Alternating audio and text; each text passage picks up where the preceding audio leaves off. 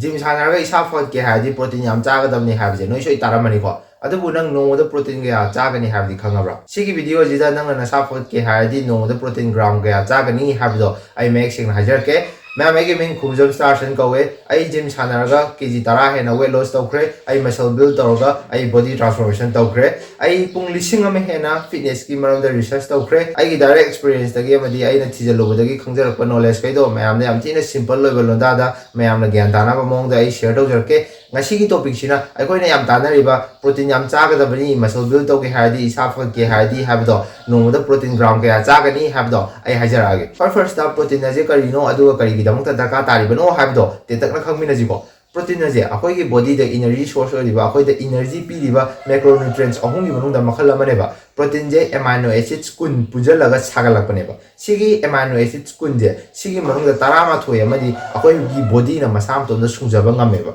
aduga lemhoriba mapan do adudi akhoi chinjak tagi oina logo daka ta ba haidi akhoi gi body na matom da sungjaba ngamde ba akhoi gi body na sungjaba ngamda ba amino acids mapan do 9 essential amino acids ha khangne ba moi je yam ti na daka ta ba muscle growth lai gi ha ga di ko khudam oina lusin ka ne yaure ba mana ne ba ko akhoi gi muscle protein synthesis haidi muscle build to gi process se akhoi gi body ji da trigger to dine ba signal pisan dine ba ko mana muscle build to ji la o na ma pisan dine ba aduna moi je yam ti na daka ta ba akhoi na protein je consume to yam ti na daka ta muscle growth lai gi ha ga di aduga sina mu ka da research kre science ki no da research kre ko ai amu akhoi sai da pop long gen da na ma pisan la kem ko yam sam bi da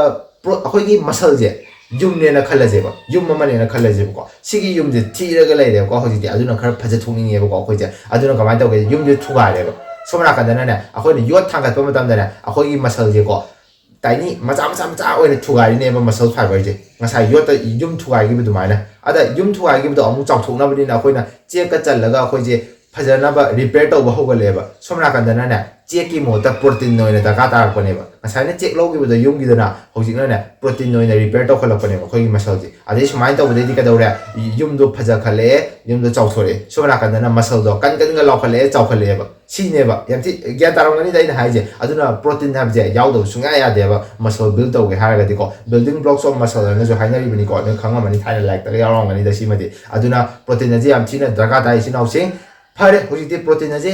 kari no khanga bani na de kari gi damok ta daga ta ri bano ju khanga bani na protein gram ke am cha ga ni hab do ai hai ja ra ge si gi je ko si ma di akhoi sai da ta sing na ai aya mana ko hogala ko matam yam thina la na long ne na khale kai gram tam da ai na thai na ne sana ba hogala ko matam da ai na ga hang ba yaw ko mi ngonda mi na ha pa yaw ko yerum hum khak cha ro ngo yar ni adidi protein scoop am tho yar ni na adudi ta sing yam thina la le ba protein scoop am da nang gram kam yaw de ba average ta khoi sa da 20 ni 25 24 gram 25 gram si mu tang ne ya ma matam da protein gram yaw de na tra adidi yerum hum ha ji ne 18 gram ma ha thoken tho ba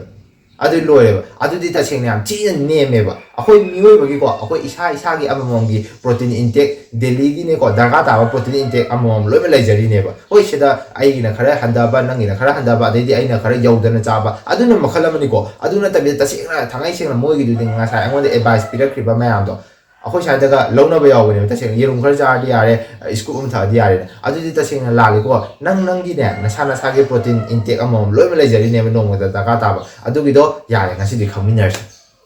si gi je ko ai ka no man di noi ta sing na haja ge ko ai ni internet ta thibe aba thire study ga ya research ga ya youtube ta ne ko protein gram kam ta ka ta akoi ju muscle build to ge ha di ne adu gi matang da thagat pa video ne ai ni yeng da bom ta lai ai ta sing loi ma yeng e bo adu bu akak na ba pakum di ne amata phang ge ba real talk ni ko ina je ta sing nang na ju thi ru ro bo nang na youtube tong ji chang ga protein gram je nang na akhang ai ka loi ma thado thi ru ro ba protein gram si ma direct cha ga dam ne ha je si ma sung le ro 1 gram per pound ka na moi thola ka ni moi di lb na chat pani ko kg de am tholo pound na chala ka ne ko adu ju ne nang na thaja ba nu pa ma na ne ko fitness ki ha maram dam ti na khang ga ba nu pa ma na ama ha ni fitness ki maram dam ti na khang ga ba nu pa ma sa ga ju pha ba na ama mo ha ga ni adum tongan ba mi gi opinion do da la ne ba aduna akak na ba di sung lai ek lai roi nang na thi ra ju pha na thi ra ju adubu akoi na ne akak na ba lai tra ga ju ko mayam na common no ne accept tong na ba range sama lai ba no mo da si gai cha ga di akoi muscle growth adum phajana to ngam mani na range sama lai ba protein ground de adu gi do ne ba ina mayam da share to ja ko du adu to ra gi se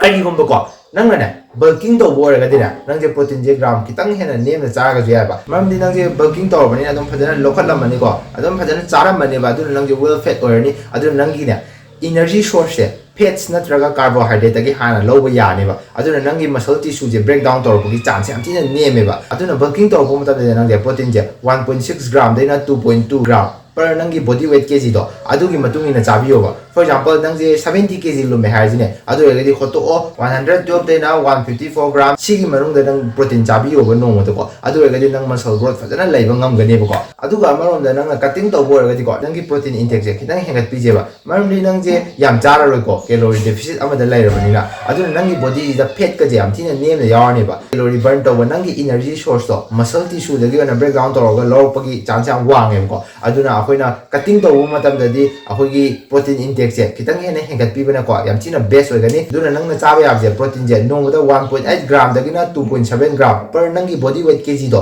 ꯑꯗꯨꯒꯤ ꯃꯇꯨꯡ ꯏꯟꯅ ꯆꯥꯕꯤꯔꯣꯕ ꯁꯤꯅꯤ ꯁꯤꯅꯥꯎ ꯃꯌꯥꯝ ꯁꯤꯗ ꯂꯩꯔꯦꯀꯣ ꯍꯥꯏꯗꯤ ꯅꯪ protein ꯁꯦ cutting ꯇꯧꯔꯤꯉꯩꯗꯅ ꯀꯌꯥꯝ ꯆꯥꯒꯅꯤ bulking ꯇꯧꯔꯤꯉꯩꯗꯅ ꯀꯌꯥꯝ ꯆꯥꯒꯅꯤ ꯅꯪ muscle ꯐꯖꯅ growth ꯇꯧꯒꯦ ꯍꯥꯏꯔꯗꯤ ꯁꯤꯗ ꯂꯩꯔꯦꯀꯣ ꯑꯗꯨꯒ bonus ꯑꯣꯏꯅꯀꯣ ꯅꯪꯅ ꯆꯥꯔꯤꯕ protein ꯁꯦ ꯀꯌꯥꯔꯛ ꯈꯥꯏꯗꯣꯛꯑꯒ ꯅꯣꯡꯃꯗ ꯆꯥꯒꯅꯤ ꯍꯥꯏꯕꯗꯣ ꯑꯗꯨꯃꯁꯨ ꯑꯩ ꯍꯥꯏꯖꯔꯝꯒꯦ ꯁꯤꯃꯁꯨ ꯇꯁꯦꯡꯅ ꯑꯀꯛꯅꯕ ꯑꯃ ꯂꯩꯇꯦ ꯁꯤꯃ ꯆꯥꯔꯒꯗꯤ ꯈ꯭ꯋꯥꯏꯗꯒꯤ best ꯂꯩꯕꯅꯦ ꯍꯥꯏꯕꯁꯦ ꯅꯪ ꯁꯨꯡꯂꯩ ꯂꯩꯔꯣꯏ ꯔꯤꯁꯔꯆ ꯑꯃꯗ ꯑꯗꯨ ꯍꯥꯏꯅꯤ ꯑꯗꯨ ꯍꯥꯏ ꯑꯩꯅ ꯉꯁꯥꯏ ꯍꯥꯏꯖꯕꯗꯣ ꯐꯤꯠꯅꯦꯁꯀꯤꯁꯦ ꯈꯤꯇꯪꯗꯤ ꯀꯣꯛ ꯉꯥꯎꯕꯅꯦꯕꯀꯣ ꯑꯃꯅ ꯑꯃ ꯍꯥꯏꯕ ꯑꯃꯅ ꯑꯃ ꯍꯥꯏꯕ ꯇꯧꯕꯅꯦꯕ ꯑꯗꯨꯅ common ꯑꯣꯏꯕ ꯅꯪꯒ ꯆꯥꯟꯅꯒꯗꯕꯗꯣ ꯑꯣꯏꯅ ꯌꯦꯡꯕꯤꯌꯣꯕꯀꯣ ꯑꯗꯨꯗ